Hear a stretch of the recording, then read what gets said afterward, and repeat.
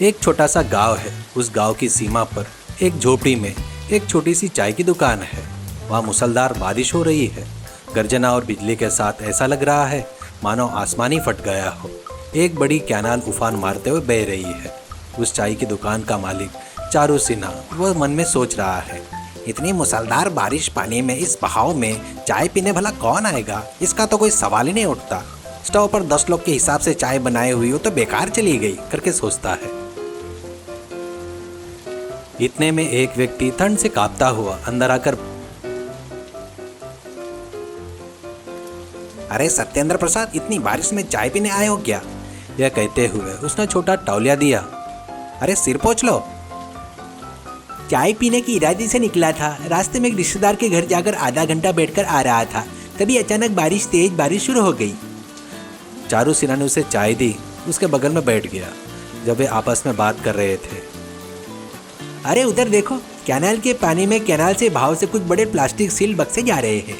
उनके पीछे कुछ भी और है। अरे बक्से के साथ कुछ और फोन भी बहते जा रहे हैं। ऐसे कई बक्से जा रहे हैं और गांव के लोग शोर मचाते हुए यहाँ तहाँ से जो हाथ लगा है उसे पकड़कर ले जा रहे हैं। जब वो दोनों ये सब देखकर हैरान हो रहे थे, तभी एक बक्सा बहता हुआ चाय की दुकान की सीढ़ी के पास आकर अटक गया। दोनों झट से उठे, उसे उठाकर अंदर लाए और बक्सा खोला। आश्चर्य, कतार में उसमें रखे हुए सील्ड फोन जगमगा रहे थे।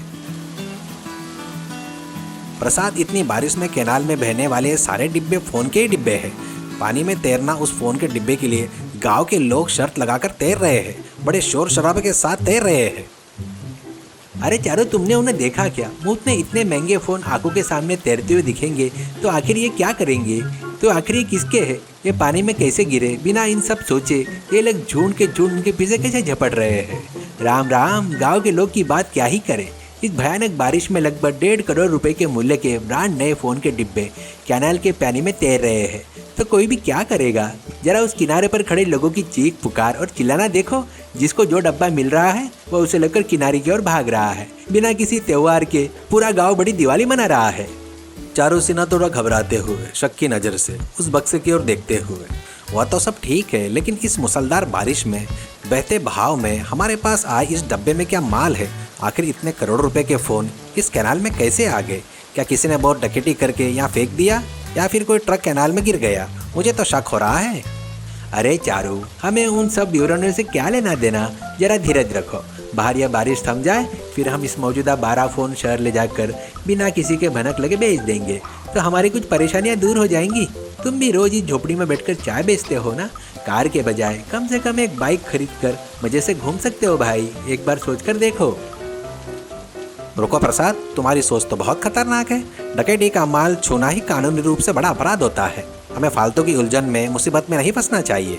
कल को अगर कोई गड़बड़ हो गई तो पुलिस हमें लॉकअप में डालकर हड्डियां तोड़ देगी। वैसे भी अगर ये सारे फ़ोन चोरी के हुए तो हमें इस फालतू के पचाड़े में क्यों पड़ना है? आराम से जो है वही खाते हुए समय बिता रहे हैं ना। अपनी जान जोखिम में क्यों डालना है? अरे चारू, तुम हर छोटी बात में इतना क्यों डर जाते हो भाई? कैनाल में बहती हुई चीज़ को पकड़ना चोरी कैसे होगा? इसे तो भगवान ने हमारी गरीबी देखकर दिया हुआ एक प्रसाद समझना चाहिए। वैसे भी ये सील्ड बॉक्स देखकर लगता है कि लेटेस्ट एप्पल कंपनी के मॉडल के हैं। एक एक फ़ोन लाख रुपए का बिकेगा तो हमारी पूरी ज़िंदगी सेट हो जाएगी भाई। गांव के सारे लोग ले जा रहे हैं तो कोई बात नहीं, लेकिन अगर हम बक्से को ले ले तो क्या अपराध हो गया? लेकिन प्रसाद, मेरा मन तो यही कह रहा है कि ये सही नहीं है। पूरा गांव उन फ़ोन के लिए कैनाल में तैर रहा है तो पुलिस क्या चुप बैठेगी? क्या अगर किसी ने हमें इस बक्से के साथ देख लिया तो हमारी क्या हालत होगी? गांव में सब फ़ोन के डिब्बे के लिए झपट रहे हैं। देखने में तो बड़ा अजीब और अच्छा नहीं लग रहा है, लेकिन मुझे तो लग रहा है कि हमारे ऊपर कोई बड़ी आफत आने वाली है। दूसरों की संपत्ति हमेशा खतरनाक होती है।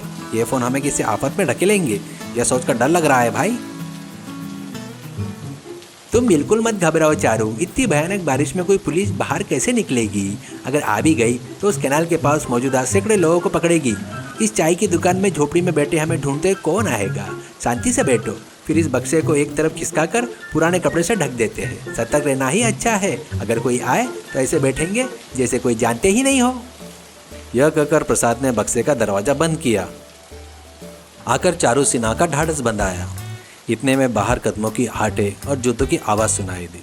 अंदर कौन है? तुरंत दरवाजा खोलो। दोनों एक पल के लिए डर गए, चौंक गए। प्रसाद ने अनन फनन में उस फोन के बक्से पर ही एक पुराना कपड़ा ढक दिया। दरवाजा धड़ाम से खुला और हाथ में टॉर्च लाइट तथा ट्रक की चाबियां लिए एक आदमी अंदर आया। उसके चेहरे पर गहरा तनाव, डर, गुस्सा साफ दिखाई दे रहा था। तुम लोग कौन हो? इस झोपड़ी में बैठकर क्या कर रहे हो? इस कोने में कपड़े में ढका हुआ छुपाया हुआ बक्सा क्या है? कौन हो तुम? पहले अपना नाम बताओ। इस गांव की कैनाल में 1.5 करोड़ रुपए के फोन तैर रहे हैं तो पूरा गांव आपस में बांट रहा है। हम बड़ी मेहनत से एक बक्सा उठाकर लाए हैं तो तुम कह रहे हो ये तुम्हारा है? आखिर में फोन कहाँ के है और तुम कौन होते हो हम पर चिल्लाने वाले? और ये ट्रक की चाबियां लेकर हम पर गुस्सा कर रहे हो? इतनी हिम्मत कहाँ से आई तुम्हारी? मेरा नाम रंगस्वामी है। मैं एक बड़ी मोबाइल कंपनी का सामान सभी शहरों में डिलीवर करने वाला एक ड्राइवर हूँ। कल रात जब मैंने इस कैनाल के पुल पर ऊपर से धीरे धीरे गाड़ी ले जा रहा था तभी चोर ने अचानक मुझ पर हमला करके ट्रक लूट लिया। उसमें 1.5 करोड़ रुपए के सील्ड फ़ोन थे। डकैती हुई क्या? तो फिर 1.5 करोड़ के फ़ोन कैनाल के पानी में कैसे आ गए भाई? क्या चोर फ़ोन को कैनाल में फेंक कर भाग गए या फिर कोई एक्सीडेंट हो गया? जरा साफ साफ बताओ। उन चोरों में से एक ड्राइवर की सीट पर बैठ गया। उसने अचानक गियर डालकर जैसे ही एक्सीलेटर दबाया, ट्रक एक ही झटके के साथ इस कैनाल के ब्रिज की मोड़ पर अनियंत्रित होकर कैनाल में पलट गया। ट्रक के पीछे दरवाजे टूट गए और अंदर मौजूदा सारे डिब्बे बहाव में बह गए। चोर डरकर भाग गए। सारे फोन पानी में तैर रहे हैं। गांव के लोग ये देखकर इसे मौका मानकर उसे चुन चुन कर ले जा रहे हैं। यानी उन चोरों की मेहनत भी पानी में चली गई। चोरी किया हुआ माल कैनाल में बह गया और गांव वालों की दिवाली हो गई। बेचारे वो चोर कितने रोए होंगे ना। चोरी किए हुए फ़ोन तो नहीं मिले और आखिरकार कैनाल में तैरते हुए लोगों के हाथ लग गए। वाह, बड़ा अजीब खेल है ना भाई। हंसिए मत, मेरी जिंदगी बर्बाद हो गई। कंपनी वाले मुझे छोड़ेंगे नहीं। पुलिस पहले ही मैदान में उतर चुकी है। कैनाल के आसपास के हर घर में हर शेड की तलाशी ली जा रही है। पुलिस की जांच तेज गति से चल रही है। मेरी नौकरी जाने की नौबत आ गई है। मेरा बक्सा मुझे दे दो भाई। अरे रंगस्वामी जी, आप इतना परेशान मत होइए। पुलिस अगर ईमानदारी से जांच करेगी तो चोर जरूर पकड़ा जाएगा। आपको कुछ नहीं होने देंगे। पुलिस को सच बता देंगे तो आपकी नौकरी क्यों जाएगी? आप शांत रहिए। ठीक उसी समय बाहर सायरन बजा। भारी कदमों के साथ पुलिस इंस्पेक्टर आलोक पटेल ने अंदर प्रवेश किया। पटेल की आते ही मौजूदा तीनों डर से कांपते हुए खड़े हो गए। पटेल ने अपनी मूंछ पर ताव देते हुए अंदर मौजूदा लोगों से घूरा। तुम लोग कौन हो? या क्या कर रहे हो? इस कोने में कपड़े में छिपा कर रखा हुआ बक्सा क्या है? हाँ पटेल सर, हमें कुछ नहीं पता सर। हमें तो ये बक्सा मिला है। ये प्रसाद है, ये मेरा दोस्त है और ये रंगस्वामी ट्रक का ड्राइवर है। चोर से बचकर यहाँ आए हैं। इनके ट्रक को ही चोर चुरा कर ले जाने वाले थे सर। ट्रक ड्राइवर कौन? ये रंगस्वामी क्या? हाँ सर, मैं ही ट्रक ड्राइवर हूँ। उन चोरों ने मुझे मारकर ट्रक ले लिया था। मेरा यकीन कीजिए। झूठ। असल ड्राइवर को तो चोरों ने बांधकर सड़क के किनारे फेंक दिया था। उसे हमारी पुलिस से बचकर अस्पताल पहुंचा दिया गया है। ट्रक में डकैती डालने वाला मुख्य चोर तो तू ही है ना? तू फोन कंपनी में काम करते हुए किसी दिन बड़ा जैकपॉट मारने की ताक में था। अनजाने में पुल के नीचे गिरे उस ट्रक की चाबियां लेकर तो यही घूम रहा है ना? क्योंकि तू मुंबई से फ़ोन का लोड लेकर निकला था ना, तब से रास्ते में फ़ोन बेचता हुआ आया है। वो पैसा तूने अपने ट्रक के सीट के नीचे बक्से में छिपा कर रखा है ना। ट्रक गिरने के बाद सारे फ़ोन पानी में बह गए तो तू सोचा कि कम से कम ट्रक की सीट के नीचे रखा वो पैसा ही लेकर दूर भाग जाऊंगा। इसके लिए तुझे इंसान की मदद की ज़रूरत चाहिए थी। गाँव के लोग फ़ोन के पीछे भागते हुए थे, तुझे ये दोनों दिखाई दिए। वो पैसा निकाल कर इनके मुंह पर कुछ देकर मार कर भाग जाने का तेरा प्लान था ना। ये सब भाप कर और ये अंदाज़ा लगा कर ही तू इस चाय की दुकान में आया होगा। तुझे पकड़ने के लिए मैं यहाँ आया हूँ। चारों सिन्हा और प्रसाद के तो जैसे होश ही उड़ गए। उनके बगल में ड्राइवर के वेश में बैठा व्यक्ति ही असली चोर है। यह जानकर डर के मारे कांपते हुए उठे। उनके हाथ पांव फूल गए। रंगस्वामी को जब लगा कि वो पकड़ा गया तो उसने एक ही झटके में पटेल को जोरदार धक्का दिया और बोला, कोई आगे मत बढ़ो। पटेल साहब, मेरे पीछे मत आना। अगर आए तो इस गांव के किसी न किसी आदमी को कैनाल में धकेल कर मार डालूंगा।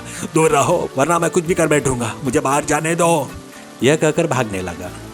लेकिन इंस्पेक्टर पटेल बिना डरे पूरी समझदारी दिखाते हुए हाथ में मौजूदा लाठी को रंगस्वामी के पैर की ओर दे मारा।